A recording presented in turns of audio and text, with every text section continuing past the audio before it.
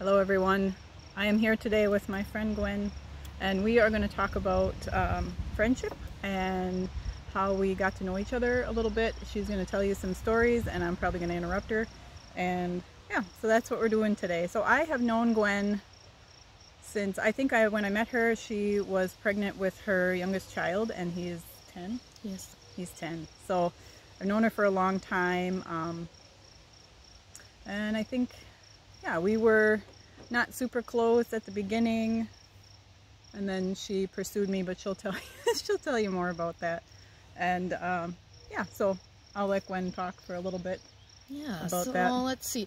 The first time I actually met Joy, I don't know if I've told her this story, but I moved to Tomahawk 12, 13 years ago, and I went to Crystal Beach, actually, for the first time with my 18-month-old, at the time, Brayden, and my first venture out of the house, and someone had mentioned that Crystal Beach was a really nice place to bring young kids. So I remember walking down, and first person I saw was Joy, and she was with her friend that moved to Chicago. What's her name? Lisa. Lisa, yes. And they were really cute, and Joy was like really all dolled up. I was like, ooh, this is like a fancy beach. And she looked phenomenal, and she had 3 little kids running around, and I waved and made eye contact, and they were just like, yeah, and I just kept walking. So that was my first encounter with Joy Allbrent. Oh, I don't remember that. Yeah, and well, you wouldn't have.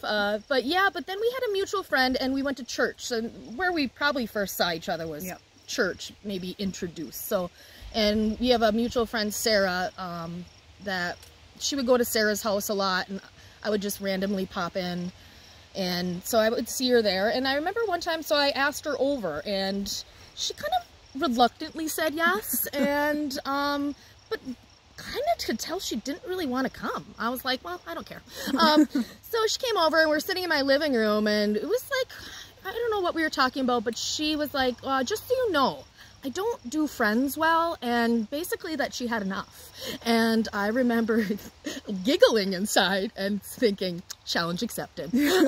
So there was something that I always was drawn to Joy. I just loved being around her. And then we did become friends, and then she became infatuated with my son Max. Yes. And yes, and she used to kiss him on the lips. And my husband thought that was really strange. She was like, you really don't know her? And she's like, kissing our baby on the lips. I'm like, it's fine. And but ever since that, we have really we ventured into chickens together way back in the day. Plucking over an open fire was one of our horrible events. And so yes, we became friends, but she also used to come and take Max for me, and just so I could have a little mom time by myself. Max would come with his little lunchbox, because I always like to send food. Oh, by the way, I have a lot of food. I got frozen beef tongue and stuff for the chickens, and so let's remember to get that on my truck before I leave. But yes, so Max, his favorite things, he loves animals, and I don't like animals. I don't like the way they smell. I don't like really anything about them. I love what they do for all of us, but never thought I would have any animals. And now I have 2 dogs. And the only reason was because Joy, when we met, had this beautiful French bulldog. Well, actually, Stella was a Boston Terrier. She was a Boston Terrier, full. And Stella was amazing. She was black and white. She looked like a boy. I kept saying, are you sure it's a girl? And you're like, yes, it's a girl. But what is she? I kept saying like that. What is that? She was like the weirdest dog I've ever seen in my life. Not a real dog. Not a real dog.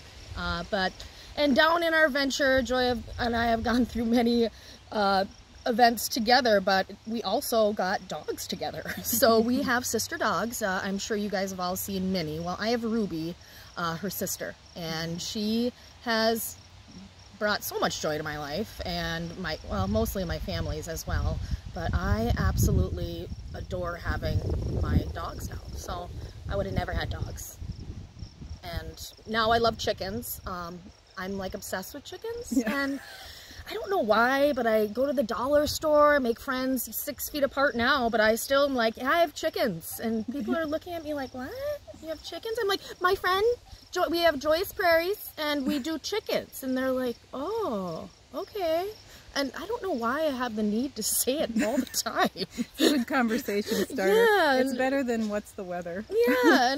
Yeah, and I think everyone always thought too, I did have a lot of people around me when I first moved to Tomahawk. And so, and I was kind of a gatherer, but it really didn't bring a lot of life to me. It was very extremely draining, and joy was really brought to me to attention about boundaries.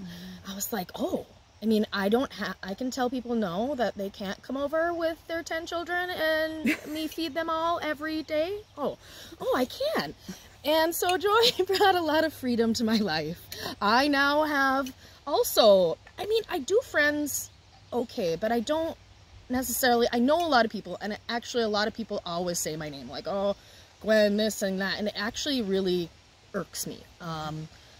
I grew up in a small town. Everyone knew my parents and my dad and my grandfather. And when I moved to Tomahawk, that was one of my main goals, was not to be recognized. But God had other plans. So yeah, I do like being around. But now I really enjoy the times that I set aside to go with a few friends. And I don't do it, maybe once a week I get out. But now I just find so much freedom in it. And joy really introduced me that, yeah, people don't always have to suck the life out of you to have them like you.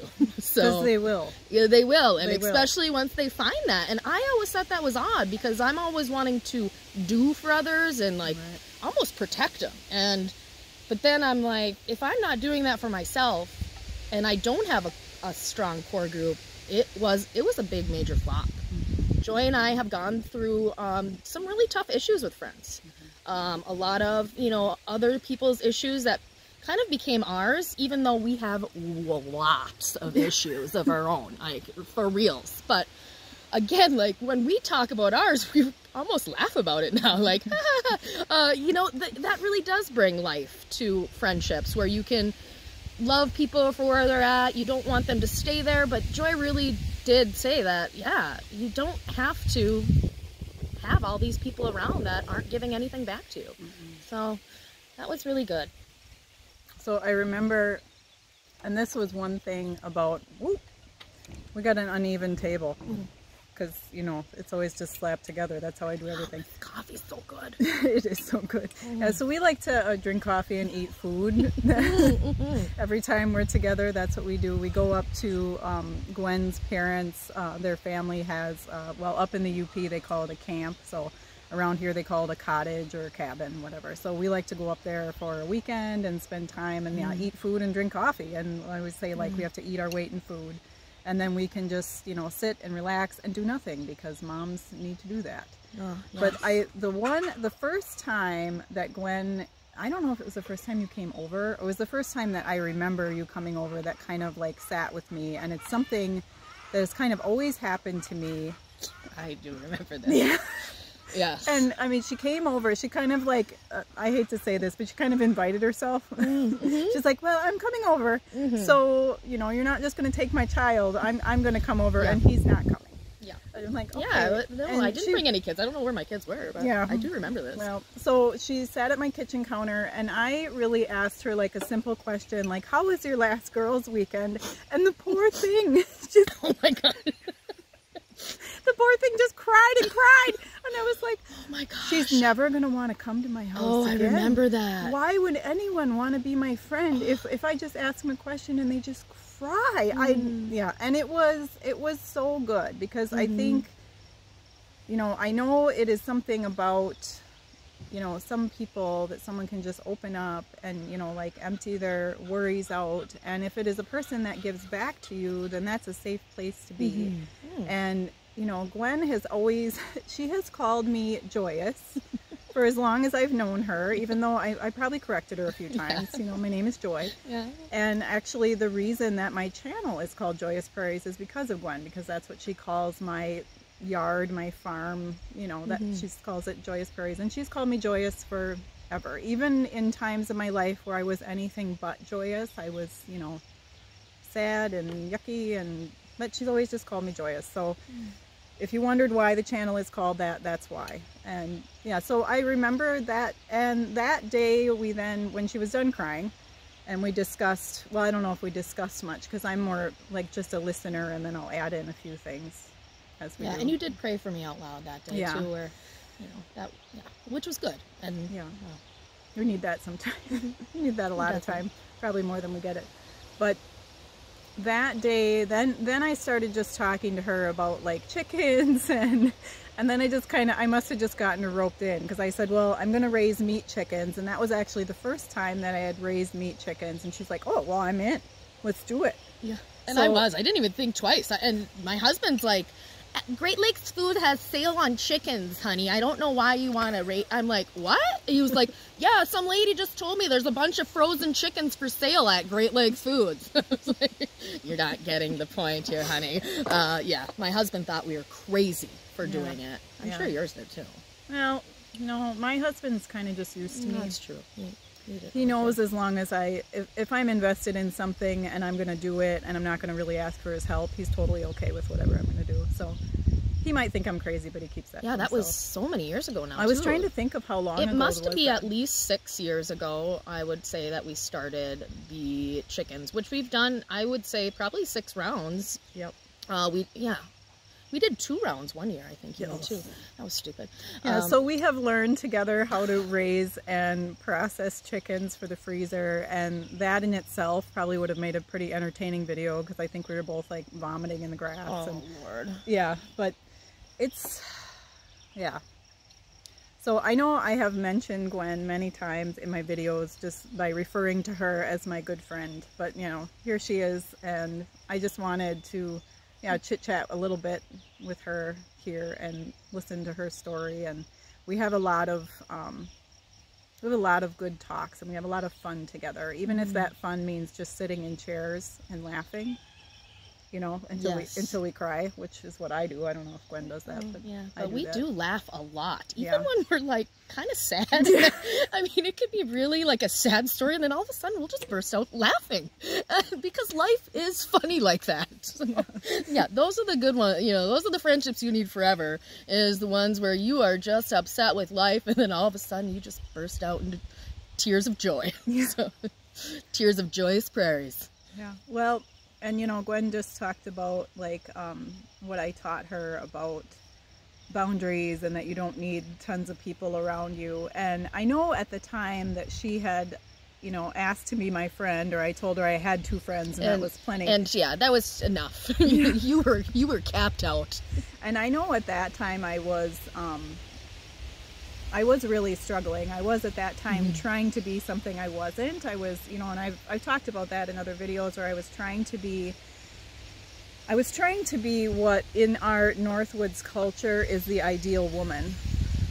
And that is a very extroverted, people gathering, entertainer type woman. And that can... I faked that really good for a long time. And I can still gather a whole group too, but I did. I'm a faker. But then you gotta go sleep for 5 days. Then I worry about every single thing I've said, or everything that has come up. I would just be in almost tears. Yeah. So, And I tried to do that for a few years. And at the time that Gwen had wanted to be my friend initially, that's where I was at, as I was trying to be that.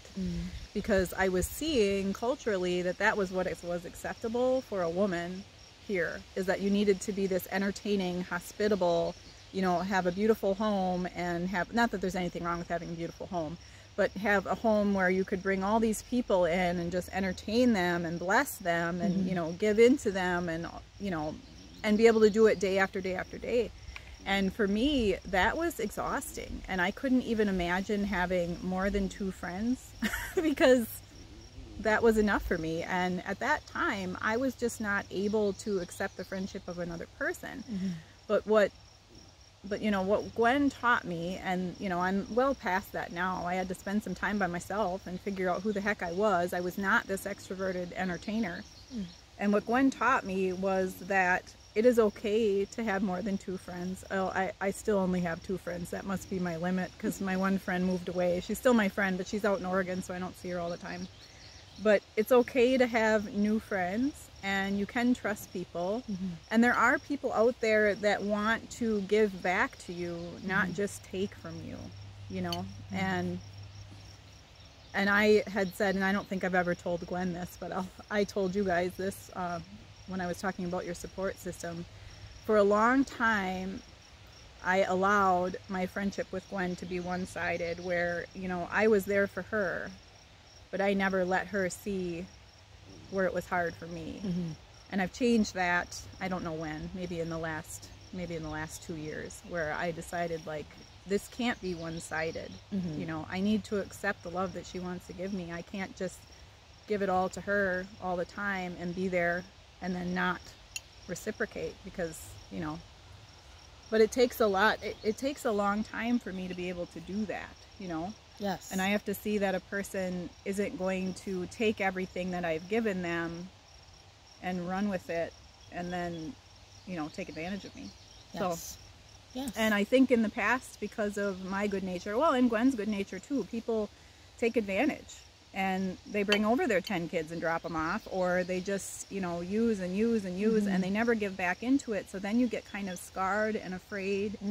And then, yeah, so then Gwen and I kind of got together, and we're two, like, used up, damaged people, and we just fix each other up with coffee and food. And I love my 40s. I will say I really love the place I'm in. I look forward to the future, where I was always just trying to get through the day.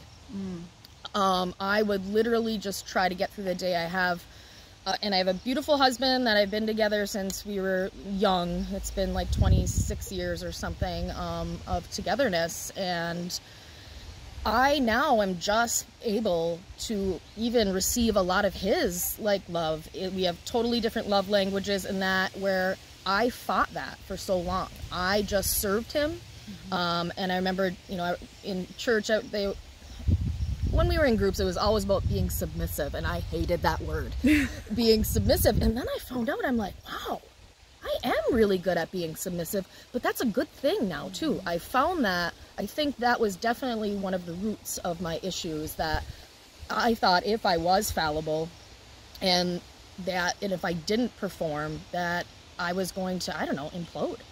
And that has been broken off, and it definitely has a lot to do with Joy and I's friendship, and just really, now I dream and look forward to my future. I don't ever remember, even as a child, I always wanted to be a mom. I always wanted to be married.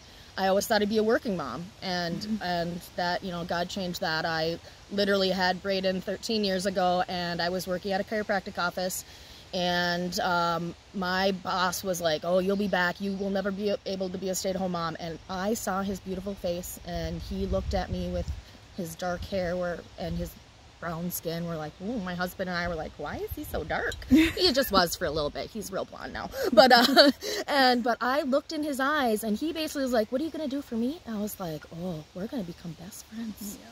And yes, so I have been a stay-at-home mom now for 13 years. I do, though, I'm in contact with a lot of other moms. I do watch some day babes, as I call them. Now I only do teachers' children. Everyone always tries to diss that maybe it's like too much, you know, like, I can't believe you do that, or that sounds horrible to have children over, you know, that are not mine. And I absolutely adore it. And my husband at first did not like it, and he didn't like, because he's very clean, he didn't like the house being messy. Didn't like that, and I found this freedom of letting that go during the day, scheduling my time around what really needed to get done, like, so they wouldn't die, but or whatever. But I just really, really loved giving back, and that is really where I found a bit of my calling. It's not going to be forever, but for right now, I love to bless other children, and that way I can partner with families from a little bit of an arm's distance as well. Right. And I love that. So I do actually interact with a lot of people on a regular basis, but it really feels very safe now. And that took, though, about a decade since I've had Max. Yes, and when Joy and I met, it did take, and it's only been in the last few years where my severe depression too, where I was like, I have seasonal depression just because I live in the Northwoods. No, I'm just depressed. And I had to tell her that too. I know, and I was like, oh, maybe I am, whatever. But even admitting that and you know, seeking some help for that has brought this beautiful layer to my life now, that it's okay to be not okay. There's days I do still lay in my bed, but again, now I make sure that I'm reading a book or watching something fun on Netflix, you know. But if I need that time, actually I did that on Sunday. That was yesterday. Yeah, I just kind of lounged around and I needed that time, and I woke up today refreshed, dreading this, but absolutely, like, I was going to cancel like 3 times. I'm like, I can't do that. It was your idea. No, was it? Yeah. Well, I think you brought it up. I'm like, sure, I'll do that. When? Yeah, but this is not as bad as I thought it would be. No, it's not so bad. I probably won't watch it. I have a hard time watching people, I don't know. I just have a hard time with watching people talk on YouTube and that. My kids do it all the time, but I am going to try to stretch myself. And yeah, you can just listen. I know, and I will. Put the phone somewhere else. I know, and just and listen. I will. I need to do that. Yeah. So pretty. It is so pretty out. And I love that I can come here and I feel like I'm at a farm. Well, it is a farm, Joyous Prairie's farm. And we have ducks and all these beautiful goats. Well, not beautiful goats. Rick is not beautiful. No, we don't like, nobody likes Rick. No one likes Rick, but poor Rick. But yeah, he's just a male goat. But yeah, I love that I can come here and just sit. Yeah. I don't do this very often. Yeah. I don't sit. It's very relaxing. It is. And I still don't sit a lot. I am high energy and kind of doing that, but the times I do sit, especially with Joy, especially when we go to the UP, we have found our happy place in Upper Michigan, and we take saunas, and it is called a sauna. Yeah. And then we actually even jump in the water. Like, I don't do that and Joy doesn't, and we don't like swim no. We live in the Northwoods with water all around, but neither of us like it, like going in the water. But there's something about camp that we need to go and jump in the water. Usually it's dark out as well. Yeah, it's good for the pores. And it is. Oh gosh, we love our UP time, and I love that we can go up there and just enjoy ourselves. We do bring other people sometimes when we're feeling up to it. It's usually it's okay.